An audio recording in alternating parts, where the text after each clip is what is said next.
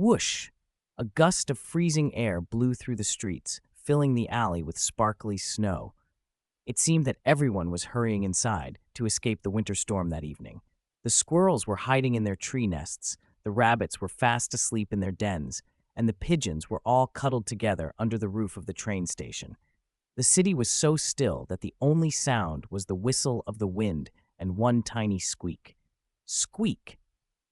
Mama Mouse was still out in the cold, but she was in a hurry, gathering bits of bread from the dumpster behind a restaurant for her and her son to carry back into the hidey-hole of some unsuspecting human's attic. The mice scurried along the edge of the dumpster, their arms filled with discarded crusts. "Listen, Mama," the young mouse called out over the sound of garbage bags rustling in the wind. "Do you hear that? Squeak." Mama Mouse paused, and then they both shimmied down the side of the bin to seek the source of the sound. There, beside the dumpster, lay a tiny frozen kitten named Badger. "What is he, Mama? Is he a mouse?" asked the son. Mama Mouse sniffed the trembling baby with her wiggly nose and jumped back. "We have to go now. Come along." Baby Badger tried to cry out for help, but all he could muster was another small squeak. "But we can't leave him. Can't we bring him to the attic? He can share my breadcrumbs," said the son, lingering behind as his mom kept moving. Mama Mouse turned around and gently nuzzled her concerned son. "Oh, my boy, that is no mouse. He may be our size, but that frosty being is a baby cat, and I'm afraid breadcrumbs are not the food of choice for cats. No, this city will freeze over before I start inviting felines into our hidey hole, tiny or not." The son looked back at the creature and frowned. "But Mama, he'll freeze."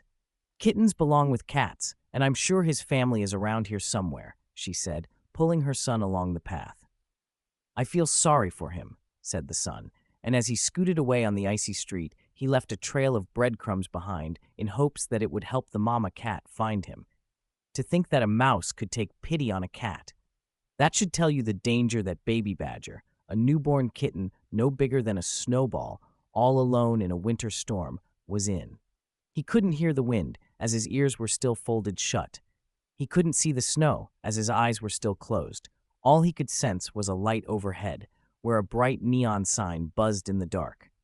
He tried to scoot closer for warmth, but the sign was too far away and impossible to reach. All he could do was wish to be closer to its light. Squeak, squeak, he tried one last time, but he was losing strength and couldn't muster words. As he huddled under the light of the neon star, his voice was fading into a silent whimper.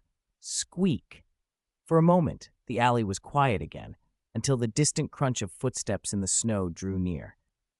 Then a human bundled in scarves and gloves emerged from around the corner, following along the mysterious path of the breadcrumbs.